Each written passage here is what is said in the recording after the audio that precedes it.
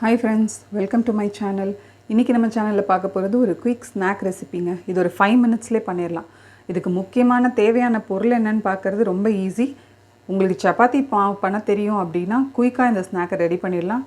இது வந்து நீங்க குழந்தைகளுக்கு ஸ்கூலுக்கு டெய்லி ஸ்நாக்காவும் கொடுத்து அனுப்பலாம். இது நீங்க 15 டேஸ்க்கு ஸ்டோர் பண்ணி வச்சும் யூஸ் பண்ணிக்கலாம். ரொம்ப ஈஸியா இந்த ஸ்நாக் பண்ணிரலாம்.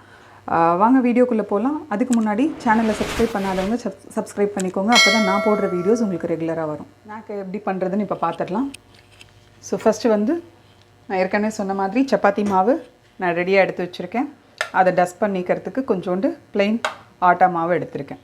இதை எப்படி இப்போ தேய்ச்சிட்டு நம்ம இதை எப்படி ஃப்ரை பண்றதுன்னு பாத்துறலாம்.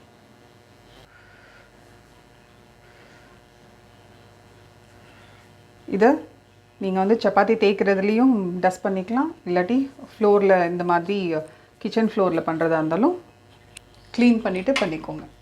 ஸோ ஃபர்ஸ்ட் இப்போ நான்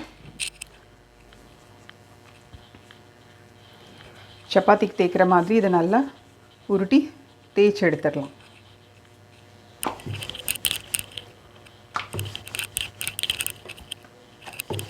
இது தின்னாவே நீங்க பூரிக்கு தேய்க்கிற மாதிரி தேய்ச்சிக்கோங்க. ஸோ நல்ல மெல்லிசாக தேய்ச்சாச்சு. இப்போ நீங்கள் கையில் எடுத்து இதை இந்த எக்ஸஸ் மாவு எல்லாத்தையும் நல்லா இது பண்ணி எடுத்துருங்க இந்த மாதிரி. இப்போ இதை என்ன பண்ணுங்கள், அகைன் இதை வந்து ஒரு நைஃப்பில் கட் பண்ணி எடுத்துக்கலாம்.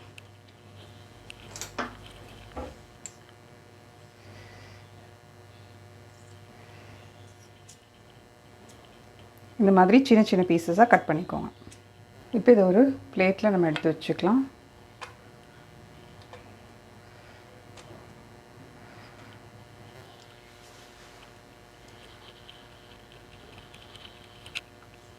ஆயில் நல்லா சூடாயிடுச்சு.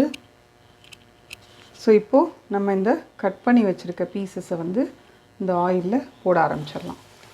ஸோ டக்குன்னு நீங்கள் எல்லாத்தையுமே கூட ஆட் பண்ணிவிடுங்க உங்களோட ஆயிலோட இதுக்கு ஏற்ற மாதிரி. அவ்வளோதான். இப்போ ஃப்ளேமை கொஞ்சம் கம்மி பண்ணிக்கோங்க. மீடியம் ஃப்ளேமில் வச்சுக்கோங்க. ஸோ இது ஒரு பக்கம் நல்லா இதுவானோடனே திருப்பி விடுங்க. இது வந்து இப்படி உப்பி நல்லா பூரி மாதிரி வரும். உடனே எடுத்துடக்கூடாது. எடுத்துட்டிங்கன்னா அது பூரி மாதிரி ஆகிடும். இதை வந்து நீங்கள் 15 டேஸ் வரைக்கும் ஸ்டோர் பண்ணி வச்சுக்கலாம். குழந்தைங்களுக்கு ஸ்கூலுக்கெலாம் கொடுத்து அனுப்பலாம். ரொம்ப ஈஸியாக ஒரு 1 minute குயிக்காக பண்ணிடலாம். ஸோ இது வந்து கொஞ்சம் மீடியம் ஃப்ளேமில் வச்சு இது கொஞ்சம் கிறிஸ்பியாக ஃப்ரை ஆகணும்.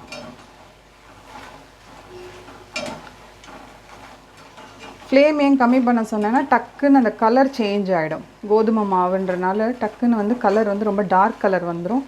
அதனால தான் நான் வந்து ஃப்ளேம் வந்து கம்மி பண்ணிவிடுங்க அப்படின்னு சொன்னேன்.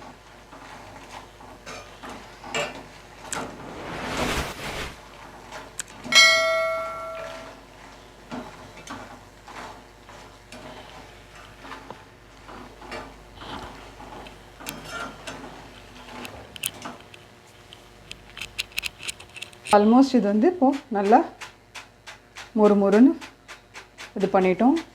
ஸோ இப்போ இதை வந்து நான் ஒரு பவுலுக்கு ட்ரான்ஸ்ஃபர் பண்ணுறேன். இப்போ நான் அடுப்பை நல்லாவே சிம் பண்ணிட்டேன். ஏன்னா ஆயில் ரொம்ப ஹீட்டாக இருந்ததுன்னா அடுத்தது போடும்போது டக்குன்னு பிளாக் ஆகிடும். அவ்வளோதாங்க. இதில் நம்ம இப்போ லைட்டாக என்ன பண்ண போகிறோம், ரெட் சில்லி பவுடரை லைட்டாக ஸ்ப்ரிங்கிள் பண்ணணும். ரொம்ப நல்லாயிருக்கும். இது வந்து சூடாக இருக்கும் போது இந்த ரெட் சில்லி பவுடரை வந்து நீங்கள் லைட்டாக ஸ்ப்ரிங்கிள் பண்ணுங்கள். ரொம்ப வேண்டாம், சும்மா லைட்டாக. அப்போ தான் அந்த ஆயிலோட ஹீட்லேயே அந்த ரெட் சில்லி பவுடர் வந்து உங்களுக்கு இது மிக்ஸ் ஆகிடும். ஸோ இது மாதிரி ஸ்ப்ரிங்கிள் பண்ணிவிட்டு நல்லா இப்படி இது பண்ணி விட்டுடுங்க. இது என்ன பண்ணுங்கள், உங்களுக்கு ரொம்ப ஆயிலாக இருக்குது இதை ஸ்டோர் பண்ணுறதுக்கு அப்படின்றப்போ ஒரு டிஷ்யூ பேப்பரில் வந்து நீங்கள் அப்படியே அப்சர்வ் பண்ண விட்டுட்டு இதை ஒரு நல்ல ஏர்டைட் கண்டெய்னரில் போட்டு ஸ்டோர் பண்ணி வச்சிட்டிங்கன்னா 15 டேஸ் வரைக்கும் நல்லாயிருக்கும். இது ஈவினிங் ஸ்நாக்காக குழந்தைங்களுக்கு கொடுக்கலாம்.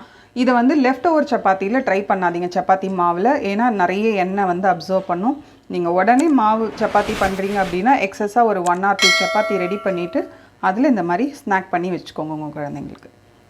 இந்த வீடியோ உங்களுக்கு பிடிச்சிருந்தா உங்கள் ஃப்ரெண்ட்ஸ் அண்ட் ஃபேமிலிக்கு ஷேர் பண்ணுங்கள். சேனலை லைக் பண்ணுங்கள். தேங்க்யூ.